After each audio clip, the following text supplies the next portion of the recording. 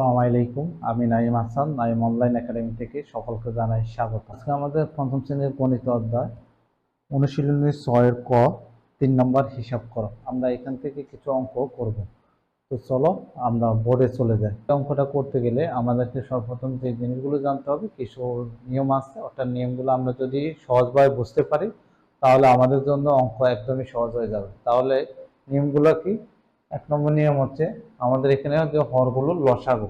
1 নম্বর নিয়ম হচ্ছে যে হরগুলো লসাগু। এক,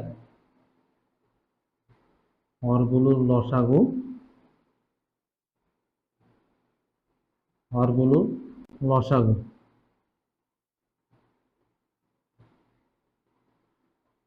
হরগুলো লসাগু। 2 নম্বর আমাদের নিয়মটা হচ্ছে হর দিয়ে ভাগ। হর দিয়ে ভাগ। 3 নম্বর নিয়ম লব দিয়ে গুণ। লব দিয়ে গুণ।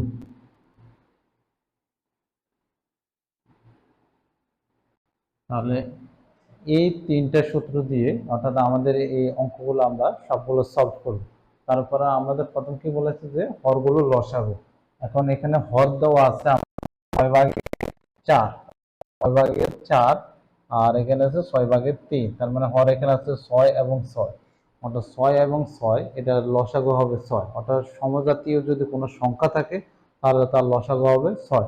তাছাড়া আমরা যদি কিভাবে অর্থাৎ লসাগু বের করব, তাহলে আমরা 6 এই 6 6 এটাকে আমরা যদি ভাগ করি কত দিয়ে যায়? 2 দিয়ে। 2 দিয়ে ভাগ করলে 3, এখানে থাকে 3। আবার কত দিয়ে ভাগ করতে পারি? 3 দিয়ে। তাহলে সে 1 থাকে, এখানে 1। তার মানে 3 গুণে 6, এটা হচ্ছে আমাদের লসাগু। তার মানে এখন আমরা পেয়ে গেছি যে এটা লসাগু করতে হবে আমাদের 6। তার মানে আমাদের প্রথম সূত্রটা বলা হয়েছে যে হরগুলো লসাগু। এখন হরগুলো লসাগু আমরা 1 নম্বর সূত্রটা এখানে পেয়ে গেছি 6। এই 6 হচ্ছে আমাদের হরগুলো লসাগু। এখন আমাদেরকে বলা হয়েছে যে হর দিয়ে ভাগ। হর দিয়ে ভাগ অর্থাৎ আমরা কাকে বার করব? এই লসাগুকে ভাগ করবো।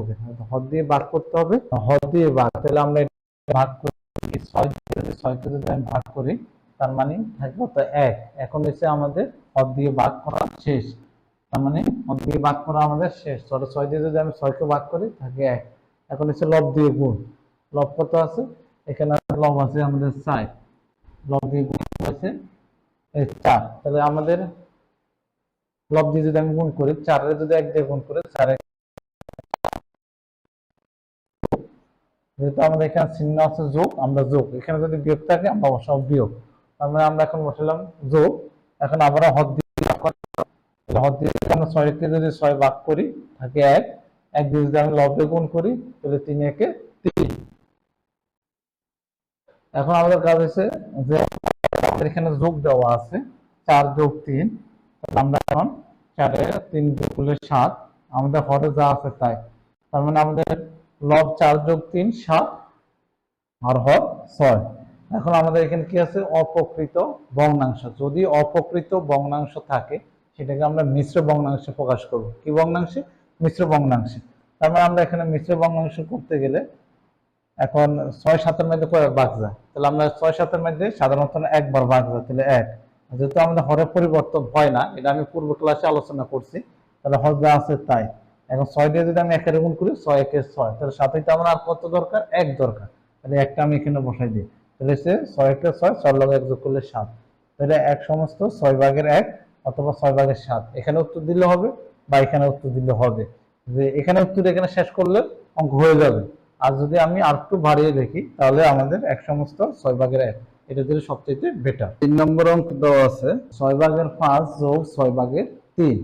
তাহলে 6/5 যোগ 6/3। তার মানে আমাদের এখানে সর্বপ্রথম কাজ হচ্ছে যে লসাগু করা। তাহলে হরগুলো লসাগু আমাদের কত হইব? আশা করি সবাই বুঝতে পারছো। হরগুলো লসাগু 6। এখন 6, এখন আমাদের দ্বিতীয় কাজ হচ্ছে হর দিয়ে ভাগ। তাহলে সে হর 6 লসাগু ভাগ করি, তাহলে সে 6 কে 6। এখন 5 দিয়ে কি করতে হবে? লবকে গুণ করতে হবে। লব আছে এখানে 5, তাহলে আমরা গুণ করি 5 একে যেহেতু যোগ চিহ্ন আছে আমরা বসালাম যোগ। যদি আমরা হরকে ভাগ করি তার মানে 6 দিয়ে 6 কে ভাগ করলে 1, 1 দিয়ে যদি আমি 3 কে গুণ করি, লব আছে 3, তাহলে 3 একে 3, তাহলে হরে কোনো পরিবর্তন নাই। 5 আর 3 8। এখন 8 যদি হয়ে গেছে যেহেতু আমাদের এখানে, তাহলে আমরা একটু কাটাকাটি করি। যদি আমি 2 দিয়ে কাটা করি 3 আর এখানে 4, এখন 4 3 ভাগে 4, এখন 3 ভাগে 4 কে যদি আমি এটা মিশ্র ভগ্নাংশ করে নিই তার মানে 1, যদি হরে কোনো পরিবর্তন নাই তাহলে 3 একে 3, 3 এর সাথে যদি আমি 1 যোগ করি 4, তাহলে হয়ে গেছে সিম্পল। এখন আমাদের 4 নম্বর অঙ্কটা এখন আমরা একটু দেখি। বলা আছে যে 2 ভাগের 3 যোগ 4 ভাগের 1। এখন আমাদের সর্বপ্রথমে যে হরগুলো লসাগু বের করা, তার মানে আমাদের এখানে হর কি কি দেখতে পাচ্ছি 2 এবং 4, 2 এবং 4 আছে আমাদের এখানে হর। তাহলে আমরা এটা লসাগুটা বের করি। তাহলে আমরা চলো লসাগু বের করি। তাহলে 2 এবং 4 এর আমরা লসাগু কত দাঁড়ায় এবং 4, তাহলে আমরা যদি লসাগু বের করি তাহলে আমরা কত দিয়ে ভাগ করতে পারি, 2 দিয়ে ভাগ করতে পারি। 2 দিয়ে যদি ভাগ করে থাকে 1 আর এখানে থাকে 2, যেহেতু আর ভাগ হয় না তাহলে আমরা যদি গুণ করি 2 একে 2, 2 দুগুণে 4, তার মানে আমাদের লসাগু কত দাঁড়াইছে সেটা 2 গুণ 1 গুণ 2 সমান 4। এই 4টা হইতেছে আমাদের লসাগু, লসাগু। এই 4টা হচ্ছে আমাদের লসাগু। তাহলে আমরা এখন লিখতে পারি লসাগু কত পাইছি 4। তাহলে আমরা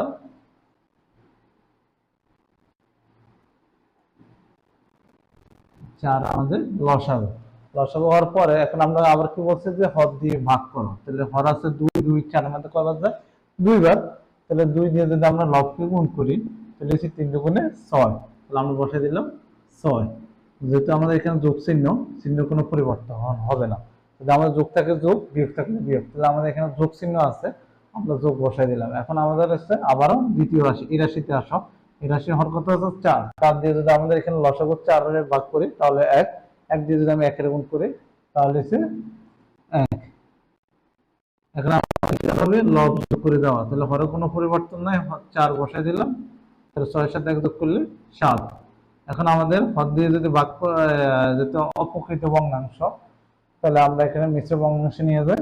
হচ্ছে 1, 4 7 এর মধ্যে 1 বার যায়, তাহলে হরে কোনো পরিবর্তন নাই, হর 4 বসবে, 4 একে 4, এখন সাথে তো আমার আর কত দরকার 3 দরকার, তাহলে আমি 3টা এখানে বসাই দিলাম। তাহলে 4 একে 4, 4 এর সাথে যদি আমি 3 যোগ করি তাহলে হবে 7। তার মানে আমাদের উত্তরটা এখানে শেষ। আর একটা অঙ্ক করি, 5 নম্বর অঙ্কটা দেওয়া আছে, আমরা এখন বোর্ডের 5 নম্বর অঙ্কটা দেওয়া আছে 3 ভাগের 1 যোগ 5 ভাগের 4। এখন আমার সর্বপ্রথম বলা আছে যে হরগুলো লসাগু, যেহেতু আমাদের এখানে 3 এবং 5, অর্থাৎ এটা আমরা এই সংখ্যাগুলোকে আমরা কি ভাগ করতে পারি না। এখন ভাগ যদি আমি না করতে পারি তাহলে লসাগু বের করবো কেমন? প্রশ্নটা আমাদের এখানে প্রশ্নটা, তাহলে আমরা লসাগু কিভাবে? এখন 3 এবং 5 এর যদি আমি ভাগ যদি না করতে পারি তাহলে আমরা এটাকে গুণ করে দেবো। কি করে দেবো? গুণ করে দেবো। তাহলে হচ্ছে 3 5 সমান কত 15। 15 হচ্ছে এটার লসাগু। তাহলে আশা করি তোমরা বুঝতে পারছো 3 এবং 5, তাহলে তার লসাগু কত হবে 15। অর্থাৎ কিভাবে 15 হয়েছে সেটা আমরা গুণ করে বের করে দিচ্ছি, অর্থাৎ হরগুলোরে আমরা গুণ করে দিচ্ছি, অর্থাৎ 3 এবং 5 কে আমরা গুণ করে দিয়েছি। তাহলে এখন আমাদের লসাগু কত হবে? 1 নম্বর বলছে হরগুলো লসাগু, মানে এখানে আমরা লসাগু 15।